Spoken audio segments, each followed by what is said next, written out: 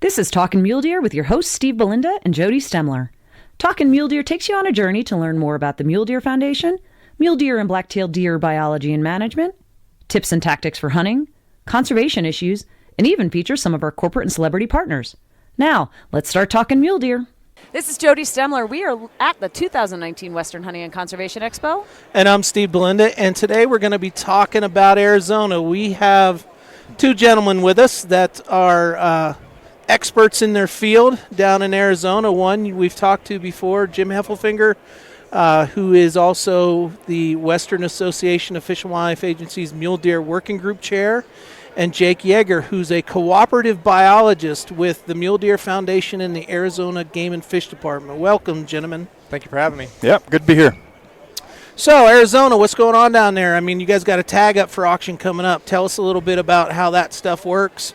First off, let's before we jump into that, we've heard from Jim before in his background. Jake, why don't you tell us about this, about yourself and the position that you occupy and what you do in your job? Yeah, so originally I was a fisheries biologist by training.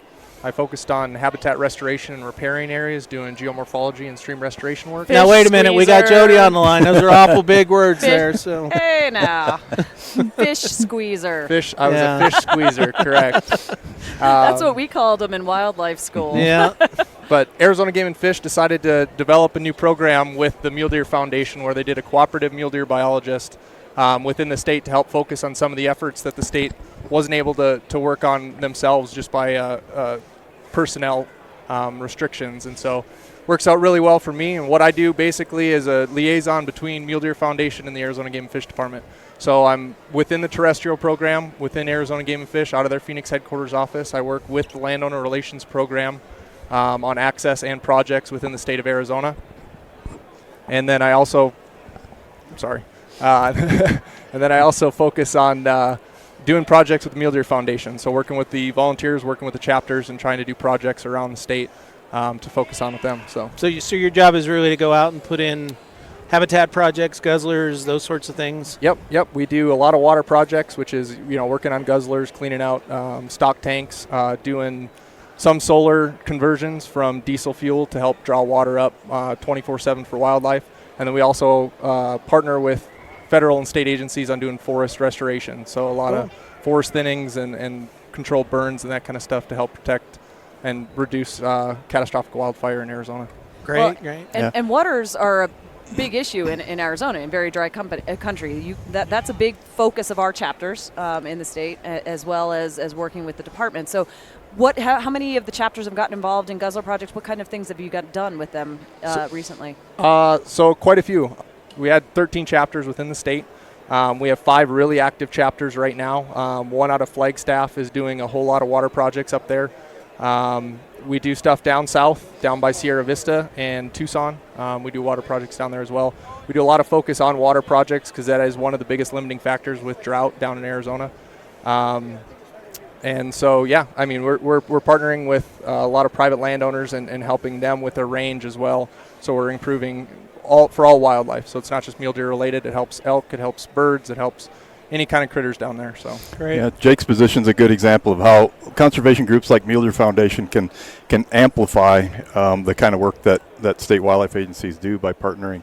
It really is a multiplier effect where we can get a lot more done and a lot more collaboration and coordination with private landowners and other agencies too. Now, Jim, Jake mentioned that you're either in a drought or you're in a monsoon down there. Explain to us the uniqueness of the Arizona system and how it affects mule deer and ultimately conservation mule deer hunting. Yes, the Southwest is different than northern Rocky Mountain states and some other areas. Northern Rocky Mountains, if you have a lot of precipitation in the winter, that might come in the form of heavy snow, and it might be a bad winter, and it might be bad for mule deer populations like we see when we have harsh winters. But in the Southwest, a lot of winter precipitation comes in the form of rain, and that makes the browse and the shrubs grow a lot more. It blankets the ground with a carpet of nutritious forb. So wet winters are really good for us, and we don't have an average winter rainfall in the Southwest. We've We've got really dry years and really wet years, and so it's really more of a boom-bust cycle. And those deer take advantage of those good years. They have a lot of fawns, and then the next year or two might be a dry year, and we have less fawns than we need to just even replace the adult deer that die. And so we go through these cycles, and it's just natural. And so you have a series of wet years, and our deer populations can really climb up. We have a series of dry years, and they're going to decline. And we just manage the hunter opportunity and the number of permits accordingly with that. So do you try to keep it even, or do you adjust to the cyclic ups and downs with tags and opportunity? We adjust as we can. We try. The environmental effects are so violent in the way they fluctuate year to year. We don't move tags that much, but we assess deer populations every single year, which not every state and province is able to do. But every year we collect survey data, we collect harvest data, and we make recommendations for the following year. And so if we have a wet year, we'll have a lot of fawns. That relates into a whole bunch of yearling bucks the next year, and we can increase tags to take advantage of that. And if we have a series of dry years, we need to back off on those tags. So we're constantly adjusting it based on what we actually measure from the deer population. What about movements? Do those deer migrate, or are they seasonal? I mean, do they move very far? Do they have summer versus winter needs that are different? Most of our populations are not migratory. We've got the Kaibab Plateau, which is a well-known migratory herd, and that's about the only consistently migratory herd we have in Arizona that acts like a lot that you might find in Utah and some of the Rocky Mountain states. But all of our other deer populations are mostly year-round range, not consistently migratory. In heavy snows, they'll move out of the high country because they can't reach their food.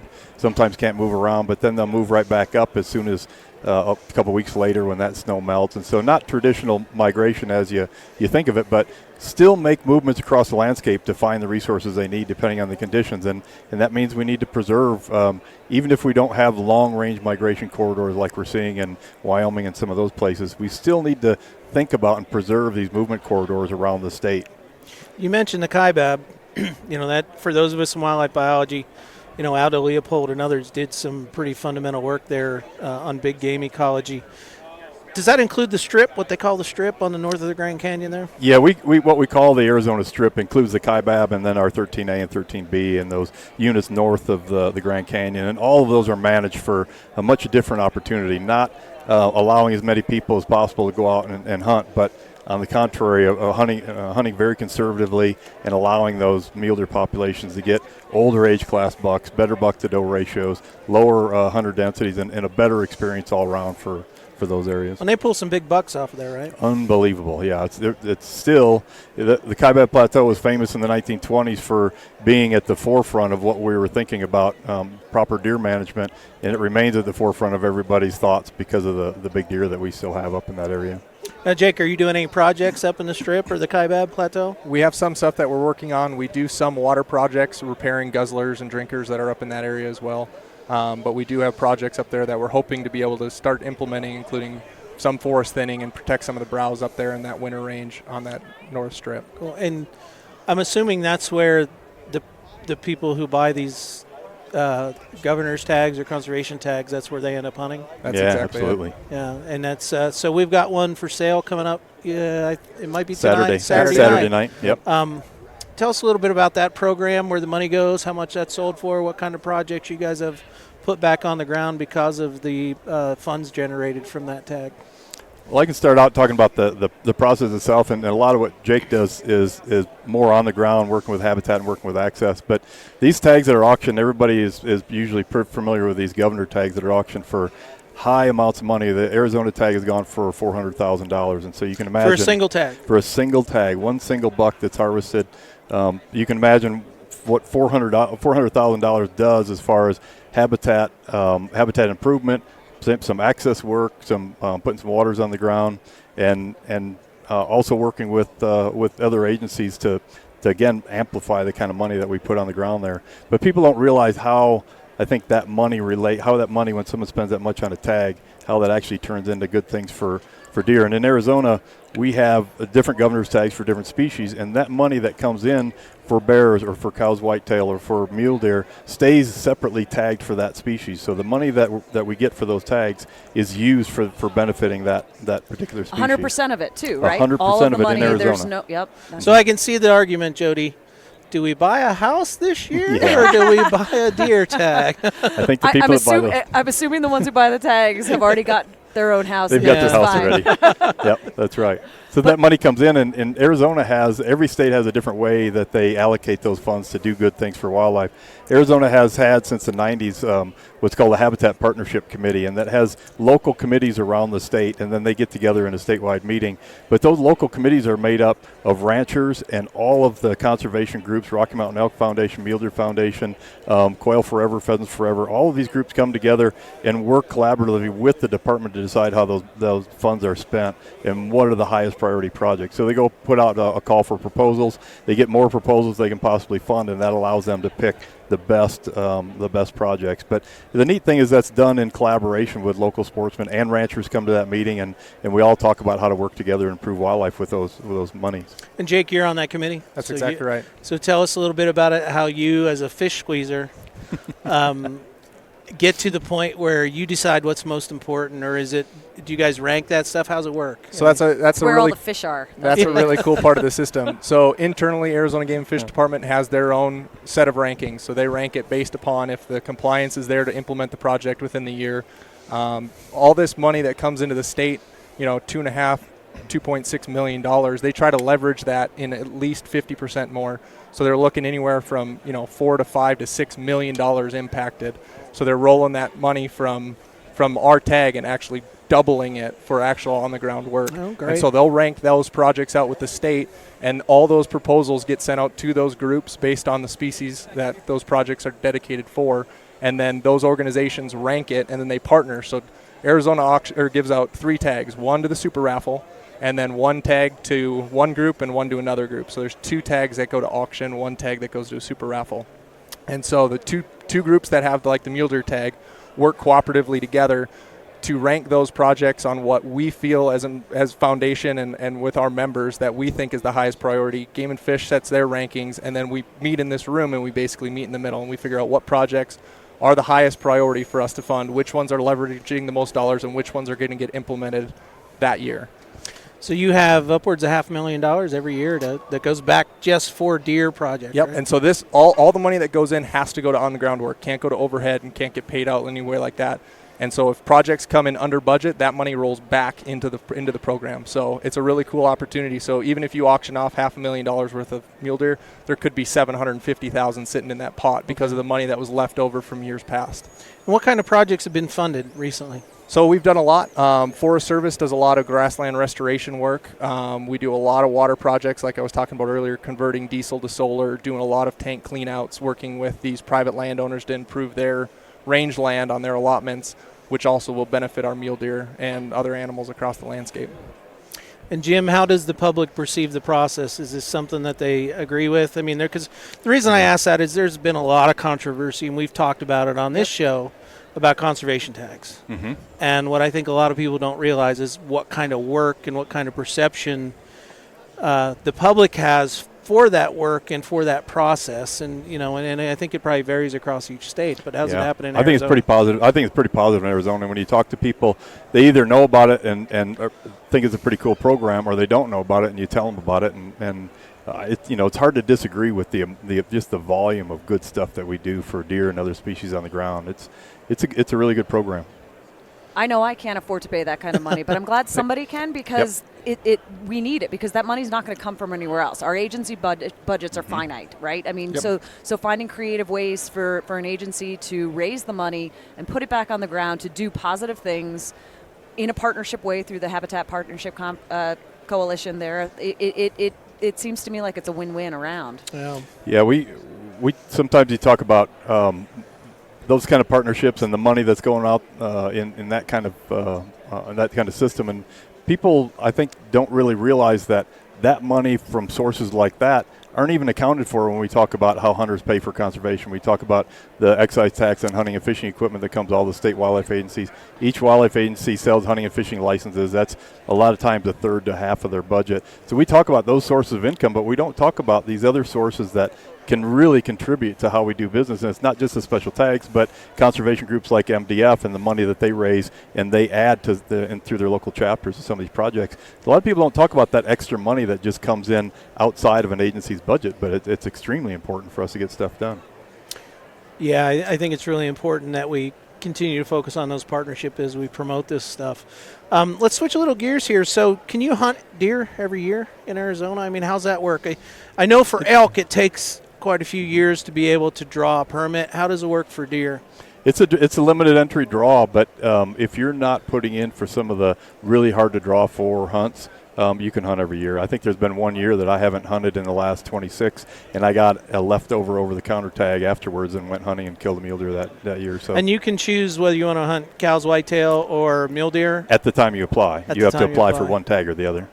Yep. Some of those tags are also any antlered deer, so you could do both within that same unit. True. Also with archery, you can hunt over-the-counter archery every year too. So we have a season in August, and we have a season in December, and a season in January. So we have a lot of opportunities. Yeah. So what do you guys do? I mean, what's your personal preference for hunting in Arizona? I enjoy bull hunting the most. For mule deer? For mule deer and elk, it gives us the best opportunity for a draw. Yeah. So most time you can get out there. Yeah, I used to bow hunt in high school and college, and then hurt my shoulders, and I haven't picked it up again. So it's always rifle hunting, and I've got 4 boys, so I'm hunting with my 4 boys and my dad together, and so we're out at various different rifle seasons, and it's always mule deer because there's just not enough meat on a whitetail to feed But you've 4 told boys. me some great stories about hunting Cow's deer. That's true. I have. Yeah, down earlier on the I border have. and dealing with illegal immigration and right and drugs coming across and all that other stuff. You so. see a lot of, and I've had deer slip under the international fence, which was barbed wire at that time, and go Wasn't into a Mexico. wall? No, it wasn't. They didn't No. have their papers? It was 4th-strand Are they barbed wire. illegal? Maybe they were returning home. I don't know. So I wanted to follow up on something. Last year, the Secretarial Order 3362 was signed here at Hunt Expo, and as that has been going on and implementing, they've been sending money out to the states for some research projects. I think in October I saw a press release about $265,000 for some research projects. Just for a state. Actually, there are $3.3 million that were made available for our highest priority research That projects. was just for your state. Right. So So for 11 western states, there was $3.3 million available. So there was $250,000 to $300,000 that each state got to get some radio collars, some GPS radio collars out on deer, elk, and pronghorn, whatever our highest priority areas were, and learn more about some movement corridors and migration corridors in areas where we've never had collars and we don't know, but we really needed to know. So. And you've got 3 projects, right? So tell us a little bit about those projects. Our top 3 projects that were funded, and we're actually, and these are the research priority projects, and we're actually in the last 2 weeks have been putting the radio collars out from that money. But the first priority is we have a new interstate that's cutting across Arizona, I-11 they're going to call it, diagonally across the state, and so we've got money in 3 different sections of that proposed path to put out GPS collars on mule deer and learn more about how they use the landscape and how they move across, not so that we can alter the path of the interstate, because that's wrapped up in a lot of complicated things. But knowing where the path of that interstate is going to be, knowing where movements of mule deer are, we can then plan for overpasses and underpasses and places to allow that movement to continue even after the freeway comes in. Where once you get a freeway in and then you go talk to the highway department and say, wait a minute, we have mule deer that used to come through here. You're too late at that point. Yeah. Right. You got to work with the system. That retrofitting can be a lot costlier. It's a lot more expensive. Mm-hmm. And so that was just our first priority project. Second priority project was an area where we actually have an overpass put in over a highway, and we wanted to, and we did that, and we've documented a lot of movements back and forth across that with cameras. So we know animals are moving it a lot, or using it a lot, but we wanted to get some GPS collars on both sides and not only see them cross that overpass, but more importantly, see how they're using habitat on both sides, because we've got to learn how much land we need to protect on both sides of that overpass, because you don't want to put an overpass in and then have neighborhoods come in, and all you're doing is moving an animal from someone's backyard on one side of the road to someone's backyard on the other. We need to learn more about how much space we need on both ends of that to preserve that. Makes sense. So you said you've got collars just going on now, so you don't have any preliminary data on any of those? No, right. That's It's just a couple weeks, so they're just starting to beam up latitude, longitude of these deer movements. And beam me up, Scotty. Yep. And the third project that is funded will be something that we do this summer, and that's around Flagstaff. The San Francisco Peaks is a high elevation mountain range, and deer seem to congregate there in the summer, but we don't know how far that mountain is drawing deer in from surrounding areas. And then in the fall, then they seem to disperse back out. And we've got some preliminary information and some roadkill information to give us an idea probably of where these movements are, because they're getting whacked on the road in some places. And so we're going to get some collars on there in the summer and then wait in the fall and see where they disperse to, and we'll learn a lot about movements in and out of that area. Very cool. And that's, I mean, those are things you probably wondered, and if you hadn't had that funding, would never have had the chance to do anything about it, and particularly with an interstate going in, that's a huge opportunity, again, to get ahead of the curve. Yeah, if you wait 2 years with that project, then it'd be too late. Right. We had to get on that now, and we got the money to do that, so that was great. Well, we talked about this when we talked about the order. This order was geared toward action. And, it's the research projects were first funded. They're going through some review right now, some other projects out there. But it's, I think it's not just Arizona, but a lot of other states seeing the benefit immediately from this order, from the money. And we're going to learn a lot about, big game, and in this case, mule deer movements, and help the conservation with those species and ultimately the habitat. So yeah, and the other part of that is a lot more money also available for those corridors that we identified as high priority. There's another $2.7 million that's being made available to the states to do habitat improvement within those corridors, which in our case is going to be clearing some pinyon juniper to open up those corridors and make them a little more friendly to pronghorn, which don't like the thick brush. So action on the ground. Those were the habitat projects through the National Fish and Wildlife Foundation as well that we talked about with Seth a couple of months ago. Yep. Good. Yeah, and with the Farm Bill giving us that new tool to streamline some of the environmental processes and documentation for doing things like Jim just described, I think we're going to be able to do more and more. And so Jake, what do you got coming up? I mean, you got some great projects in the works right now that you can tell us about? Not specifically. Right now we're looking at some big, large-scale stewardship projects. And so we're looking, hopefully being able to clear with the Forest Service upwards of 30,000 acres and being able to pick away at habitat restoration that they don't have funds to do and they don't have it as a priority to do. But as a wildlife organization who focuses on habitat restoration for the betterment of wildlife, those areas are of high importance to us. So it gives us the ability to do those projects to partner with the Forest Service while they're also implementing their own actions on those areas. So let me ask a little bit, just real quick, on some of these more aggressive habitat projects where you're doing fairly large scale. There's people out there that are saying it's basically clear cutting or you're clearing things out and this isn't good. How can this be good for wildlife? Are you able to document? Have you been able to see significant rebounds? I mean, can you tell us what that? Because with GPS collars, there's some really neat things that you start to see. We when we submitted that proposal to the National Fish and Wildlife Foundation for the habitat work, we included a couple graphics because we have some GPS collar location from pronghorn and some from mule deer in some of those areas. And it was really neat because you could see the areas that had been cleared in past years and the areas that had not been cleared. And you could see those GPS locations using those cleared areas. And then you could see them not using this area that we proposed to clear. So you can just visually see that once we do that habitat work. They're here and they don't use, they're going to glom onto that. Once we do that habitat work, treat it and they will come. All of that. Yeah, that was really neat. And we did that on purpose. We really wanted to make a good impact to really illustrate, not just in words that you had to read through, but illustrate. You could just look at that one picture and you could say, yeah, this is a good project. We need to do that work. Do you guys have any other threats to mule deer or other big game besides, what we're dealing with climate and drought and 6.5 Creedmoor. 6.5 Creedmoor. Excellent caliber, no doubt.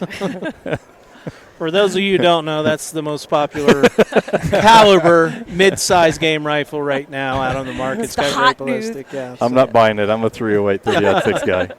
I mean, are you dealing with invasive species? Are you dealing with any disease issues? Are you dealing with things that happen elsewhere that we need to be aware of? Can you speak to the I don't know if you worked with the cheatgrass invasion on Winter Range up in the Kaibab. I mean, that's been we've had increase. We had fires on the Winter Range in the Kaibab, and whenever you get fires in that kind of environment, you get cheatgrass that invades. And once the cheatgrass starts coming in, it dries out and then catches fire, and then you increase that cycle of fire more frequently, more violently, and you get more and more cheatgrass. And we're suffering from that on the Winter Range of the Kaibab. And then also juniper encroachment in a lot of those areas is just a pervasive thing that we're always going to be working on. Yep. We talk about it a lot. Do you have chronic wasting disease yet? Do not. We do not. Okay, in so if you're heading to Arizona, don't take any parts, don't take any urine, don't take anything, and we need to keep CWD out of Arizona. We don't want it here. We don't want it. Right, and I just had my 15-year-old in Texas, and we shot some deer, and one was a buck, and we had to go buy a pot and boil that thing out and not bring brain and spinal fluid back in there. So be aware of your laws in your state about bringing animals from out of state in, because that's the easiest way that it can be spread across the country. And we all need to be really vigilant about that and pay attention to that. All right, guys, thank you very much for your time today. We appreciate it. That's great stuff you're working on in Arizona. It's really, really cool to see how putting dollars on the ground and the difference that it's making for our animals and for our opportunities to hunt, for sure. Yeah, so if you're heading down there for spring training or for any vacation, look some folks up, see where you can help volunteer, get out on the ground, help with this conservation. So. Yeah, with 11 chapters, there ought to be something to do. Jake, Jim, thank you guys for your time today. Thanks. Until next for having time, us. this is Jody. And I'm Steve Belinda. Thank you for talking mule deer, and take care. Thanks for talking mule deer with Steve Belinda and Jody Stemler. The Mule Deer Foundation is the only conservation group in North America dedicated to restoring, improving, and protecting mule deer and black-tailed deer and their habitat. MDF is a strong voice for hunters in access, wildlife management, and conservation policy issues. To find out more, visit www.muledeer.org and stay tuned for the next episode of Talkin' Mule Deer.